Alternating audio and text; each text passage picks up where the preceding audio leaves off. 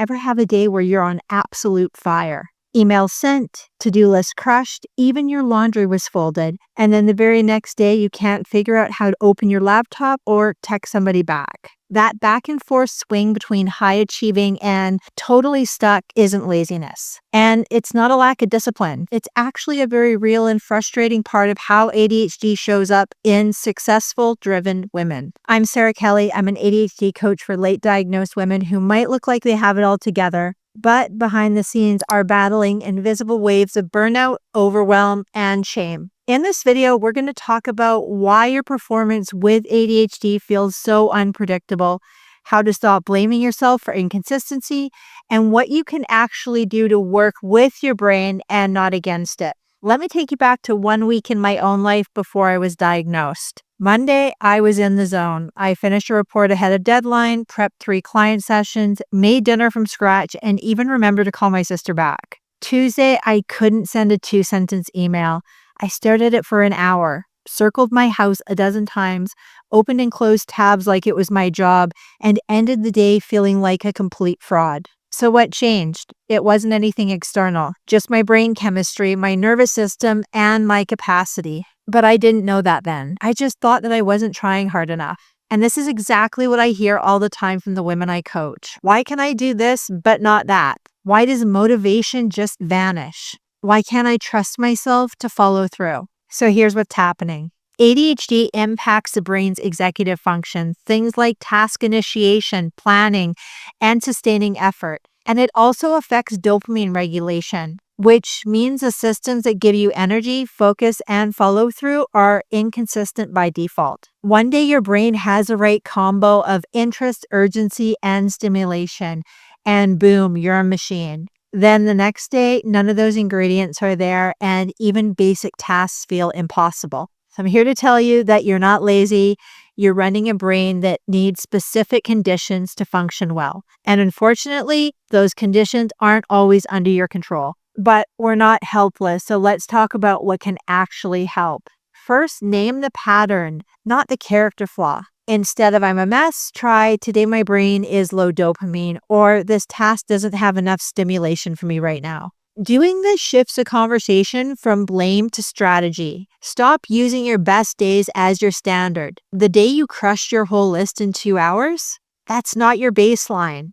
That's your high performance mode. It's okay to have days that don't match that energy. We need systems that work on average days, not just the unicorn days. Track your natural rhythms. Keep a log for 2 weeks. When do you feel most focused? When do you tend to crash? What tasks drain you? Which ones energize you? This becomes your user manual. We stop trying to force consistency and start designing around patterns that are already there. Use activation-based planning. Instead of planning your day around time blocks, plan around what kind of tasks your brain can handle.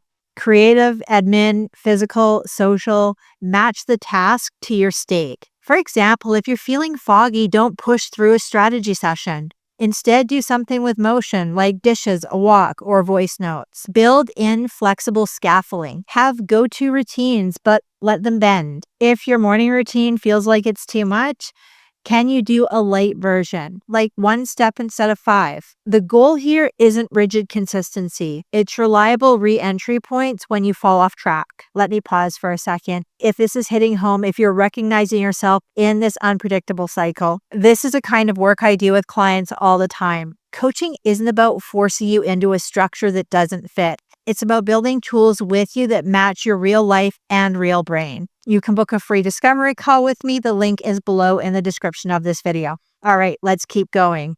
Create a next best step list. When your brain freezes, don't ask, what should I do today? Instead, ask yourself, what's the smallest next thing I can start? Have a menu of tiny doable actions that you can pull from when you feel stuck.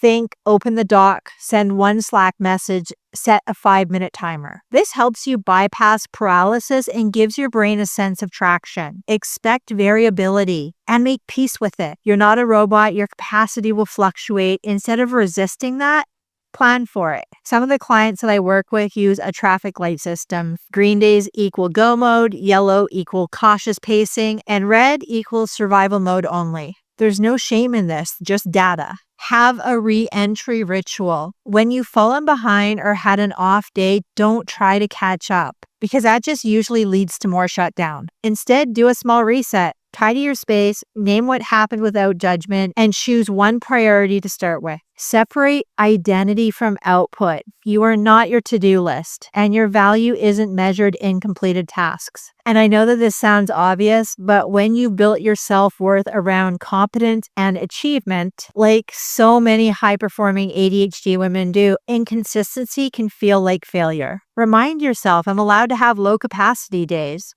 I'm still competent and I'm still capable. Celebrate effort, not outcome. Whether you sent one email or tackled your whole list, notice what you did, not just what you didn't do. Because your brain is already really good at tracking perceived failures. You have to intentionally track your wins. And this is the essence of neuroplasticity. Normalize nonlinear progress. ADHD growth often looks like loops, not ladders. You might have to revisit the same stuck point multiple times. That doesn't mean you're back at zero. It means your brain is still learning, still integrating. Progress doesn't have to be tidy to be real. Check your environment. Some days the issue isn't motivation, it's overstimulation or clutter. Try changing your sensory input. Clear your space, adjust lighting, wear noise-canceling headphones. When your brain is on the edge, it can't access effort easily. Find your anchor tasks. These are small routines that help you reconnect to action even on rough days, like making your bed, writing one sentence, or answering one email. They're not about productivity, they're about orientation. Say it out loud. If you're stuck, narrate what you're doing out loud. For example, okay, I'm going to open my laptop, now I'm logging in. I know this might feel silly, but it engages a different part of your brain and can kickstart motion. Let your wins count. It's so easy to discount progress with, yeah, but. I finished the report, yeah, but I was late. I cleaned the kitchen, yeah, but the laundry is still piled up. Interrupt this and try this instead. That counted, that was enough. That's progress. And here's what I want you to remember. Inconsistency is a feature of ADHD, not a failure of character. It doesn't mean you're unreliable. It means you need different tools, different pacing, and a whole lot more self-compassion. Because on the flip side, beating yourself up is not going to motivate you. You can learn to work with your patterns instead of fighting them. You can build systems that flex with your energy, and you can define success in a way that includes rest, slowness, as well as real life. Now, if you are ready to stop living in this all or nothing mode and start building sustainable strategies that actually fit with how your brain works, I'd love to help you. You can book a free call with me using the link below. Thank you so much for watching. Like, share, subscribe, and I will see you in the next one.